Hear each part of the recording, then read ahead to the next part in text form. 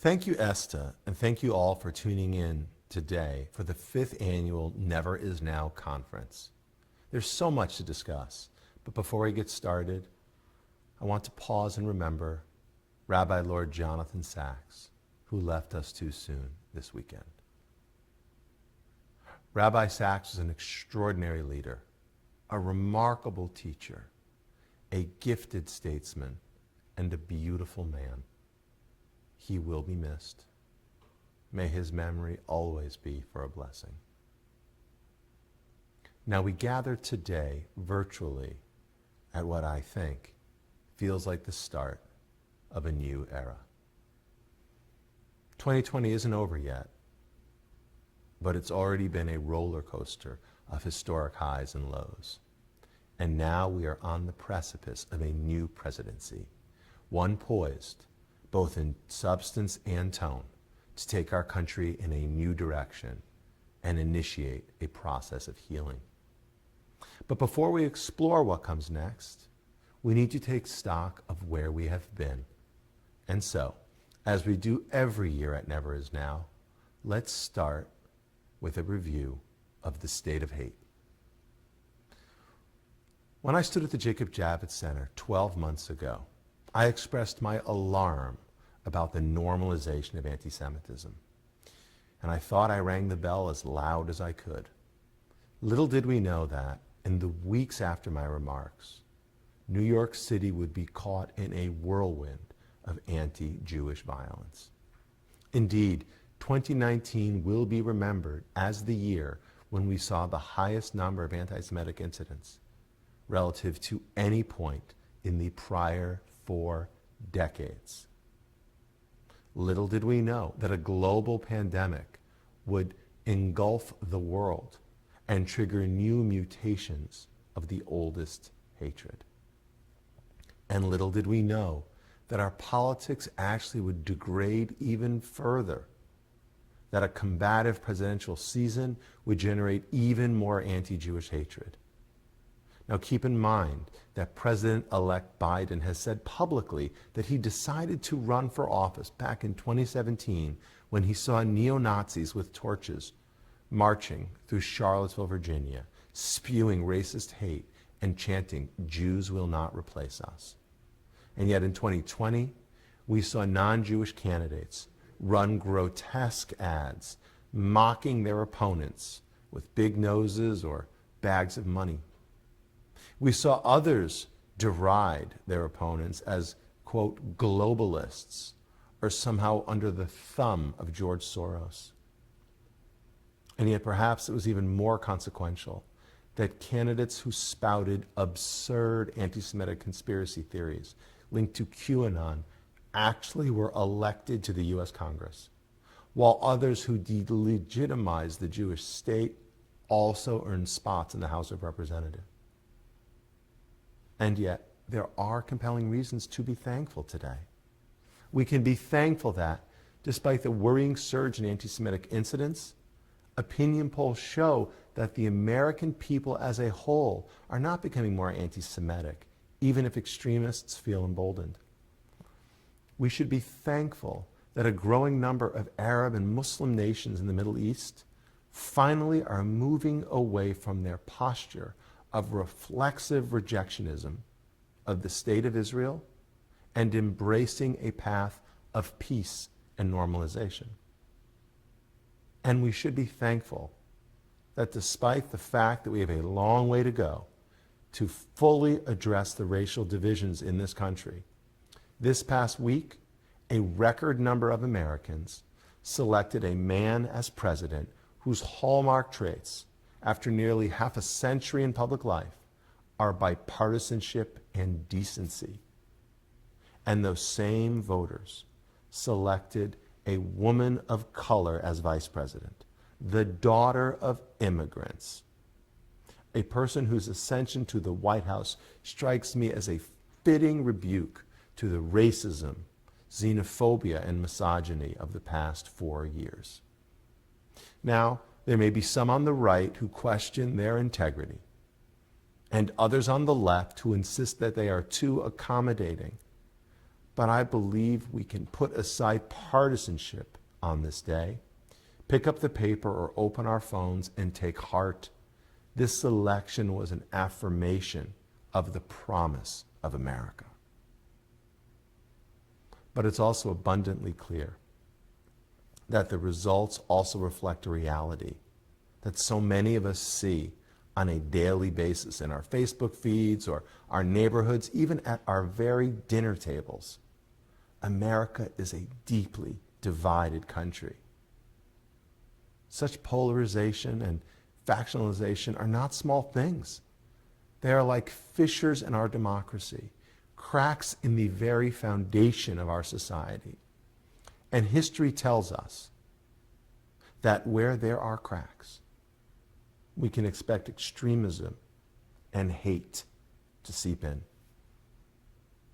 Indeed, in this past year alone, there have been at least 13 alleged terrorist plots, attacks, or threats perpetrated by right-wing extremists, including at least one thwarted terror plot against a synagogue and a foiled plan to kidnap and kill a sitting governor.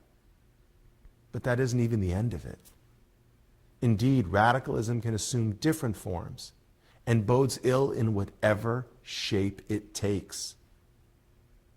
Just a few weeks ago, the New York Times inexplicably ran a flattering op-ed about Louis Farrakhan, a piece that completely ignored his long and unapologetic record of hateful slurs and conspiratorial statements about Jews, the LGBTQ community, and women.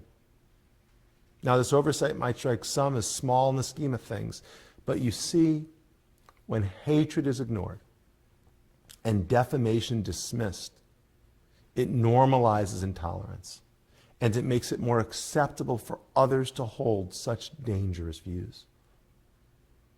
And yes, Jews are the canary in the coal mine.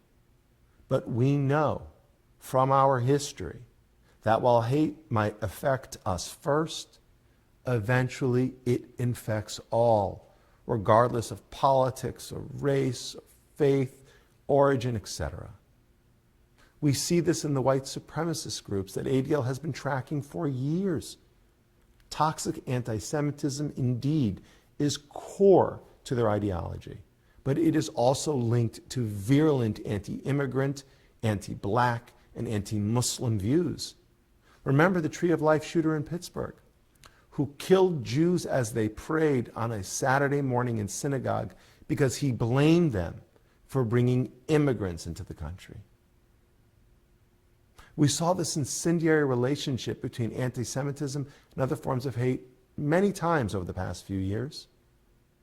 From the anti-Jewish memes pushed out during the 2016 campaign online, to people denied entry at our airports based on their religion because they came from predominantly Muslim countries, or toddlers torn from their parents' arms at the border simply because of their nationality.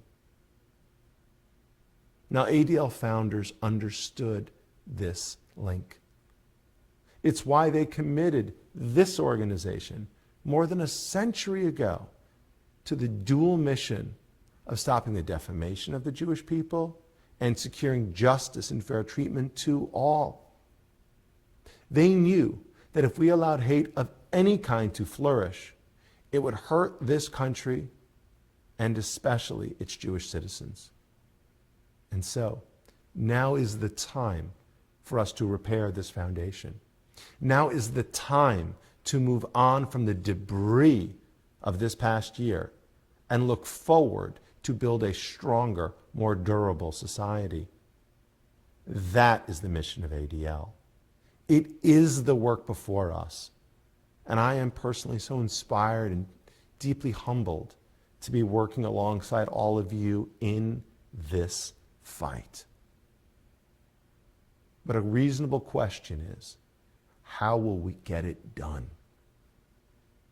Well, first and foremost, I believe we need to prosecute the case against extremism with ferocity and fury, without any hint of hesitation.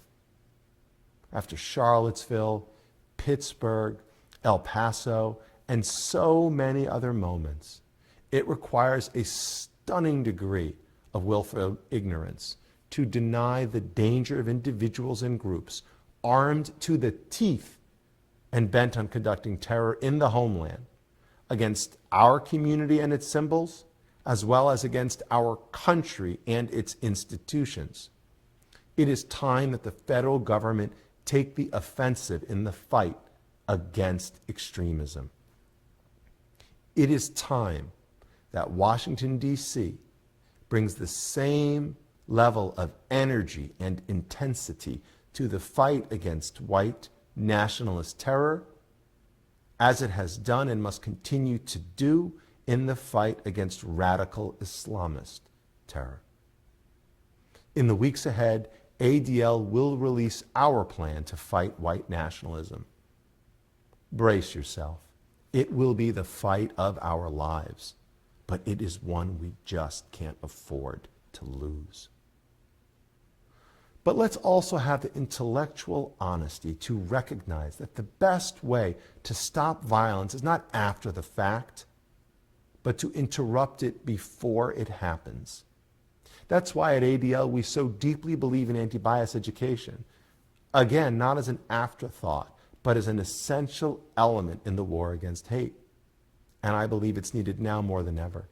When we talk about the normalization of anti-Semitism, perhaps nothing is more disturbing than the casual injection of anti-Jewish toxins into our youth culture. I'm reminded of it when my kids tell me how anti-Semitic comments and hateful content seeps into their multiplayer video games. And I'm struck by it in photos of high school students snapping Heil Hitler salutes as if it is a joke. And I see it when I read about cemetery desecrations or view TikTok videos that mock the Holocaust. But what should we expect when nearly 1/3 of Americans believe that substantially less than 6 million Jews were killed during the Shoah? And almost half of Americans can't even name a single concentration camp. What should we expect when some activists on the far left relegate Jews to the role of oppressors because we don't fit neatly into their social theories du jour? What should we expect when a public rally celebrating the end of slavery in the United States, one held right here in the city with the largest Jewish population of any metropolitan area in the world, is promoted as, quote, open to all except Zionists and cops?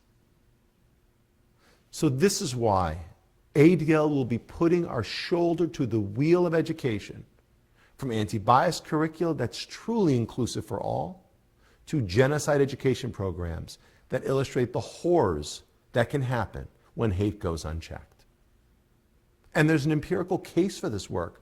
Research shows that students who have experienced Holocaust education are more open to different viewpoints and more comfortable with people from diverse backgrounds. Finally, no survey of the state of hate would be complete without mention of the role of social media. Whether you consider it the catalyst or the conduit, social media has been at the center of this storm of hate for more than a decade. It has done so as a driver of radicalization, as a font of conspiracy theories, as a slow-burning acid, weakening our foundation, post after post, tweet after tweet, like after like. And it inevitably targets the most vulnerable. Online harassment certainly isn't new, but this year we reached an inflection point. A 2020 survey conducted by ADL just prior to the outbreak of the pandemic found that 44% of Americans had experienced online harassment, and that members of marginalized communities in particular reported increased harassment targeting their identity-based characteristics like race, ethnicity, religion, or sexual orientation. And perhaps unsurprisingly, 77% of those who were harassed reported that at least some of that activity occurred on Facebook, far and away the largest and most profitable platform. Let me be clear about one thing. If we want to stop cyber hate and clamp down on online harassment, we need to remind ourselves of the Latin phrase, acta non verba. So how do we do that? Well, first, I believe that products are to be broken should be pulled from the shelves. You see this in every other industry in business. When a consumer product poisons its customers, you take it out of distribution. And so applications like Facebook groups that have amplified anti-Semitism, scaled racism, launched destructive movements like QAnon and the Proud Boys, Facebook groups needs to be shut down. And if Mark Zuckerberg can't finally fix Facebook groups, then he should put it out to pasture permanently. Second, it's long overdue to address the abusers on these platforms and those who try to hide their hate with smoke and mirrors. It is time to deal with their rancid prejudice. At ADL, we fought for the First Amendment for years. But the First Amendment doesn't give us the right to yell fire in a crowded theater, nor to slander those we dislike, let alone to incite violence against our supposed enemies. A year ago, my friend Sacha Baron Cohen stood in front of this conference and said that when it comes to online hate, freedom of speech doesn't mean freedom of reach. And so today, I call on the social media services to take a long overdue step. Stop handing the microphone to those who exploit your services. Suspend them. Eliminate their access. End it now. This goes for anti-Semitic white nationalists and others who traffic in rank racism, anti-Muslim bias and bigotry. This goes for Jew haters who hide their hatred in the guise of toxic anti-Zionism. This goes for discredited blog publishers or flim-flam artists who flirt with Hungarian fascists. This goes even for ex-public servants or active world leaders. Again, these people absolutely have a right to free expression, but press outlets, social media, these aren't soapboxes. They're businesses, plain and simple, and they have a sort of right of first refusal, let alone a fiduciary responsibility to their shareholders and an ethical obligation to all of us. Platforms are a privilege. Abuse it, and you should lose it.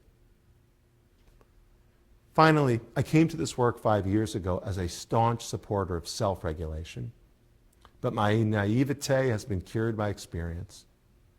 Big tech is just too big and too unaccountable.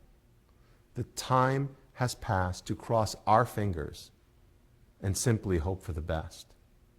At ADL, we will continue to work with these companies, but we're also preparing for a new phase, to engage a new administration, to work with a new Congress, and to shape policy strategies that regulate these businesses, to right the wrongs, revive competition, and restore decency online. But ultimately, to win this fight, to save our country, we need unity. As I've said before, our country is divided more so than at any time in memory. Our politics has been pushed to the brink by radicalism on all sides. Last month at the New Yorker Festival, I literally heard a well-known freshman member of Congress decry bipartisanship as if it were a bad word. She called it a vintage fantasy and a failed tactic of an earlier time.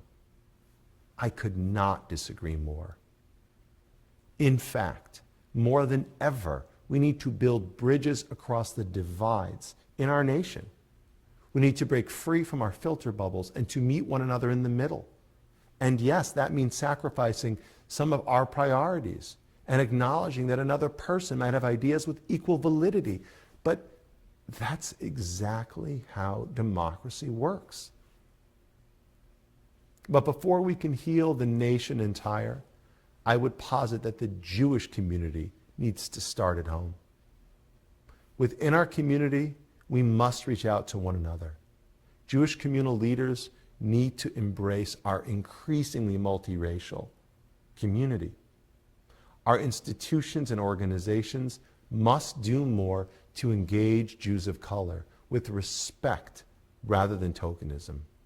At ADL, we will do so because we know that we are richer for all the diverse members of our community, participating on our boards, serving among our professional ranks, and engaging with our volunteer networks. We also need to work across lines of observance. In the past year, I've spent time with Haredi communities in Muncie, and Jersey City, and Brooklyn, who suffered greatly from increased anti-Semitism of the past year. And look, we don't dress the same way. We don't pray the same way. We lead very different lives, but we are in this together. And so our predominantly secular communal institutions need to embrace the observant. And in the same way, we also must engage interfaith families with equal measures of empathy and energy, appreciating the role that they play in our diverse community and finding ways to work together around shared interests.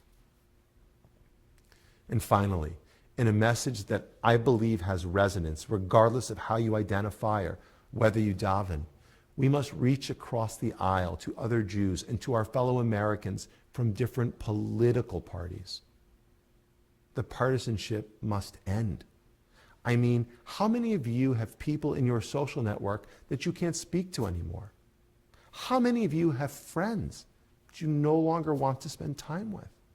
How many of you have family members that you try to avoid? The corrosive politics of this time has contaminated our community. The self-righteousness bursting forth on cable news has brainwashed us all. You see, regardless of how you vote or what cable news you prefer, so many of us must recognize we are all part of one Jewish family. And at the end of the day, we need to rekindle the spirit that's connected our people for more than 2,000 years. So, from campus activists to communal leaders to clergy members, those of us in leadership roles need to reach across the political divide in pursuit of Jewish unity. And let me reiterate, for many of you watching who are not Jewish, in a larger sense, you are part of our family too, and we of yours, because ultimately we are all members of one American family. More than ever, we all need to come together in unity, with love and generosity, with empathy and understanding, to rediscover our common values and to join hands and repair the decaying foundation beneath our feet before it's too late. As President-elect Biden said just last night, it's time to give each other a chance, to put away the harsh rhetoric, to lower the temperature, to see each other, and to listen to one another once again. But it won't be easy. It will take work. It will take time.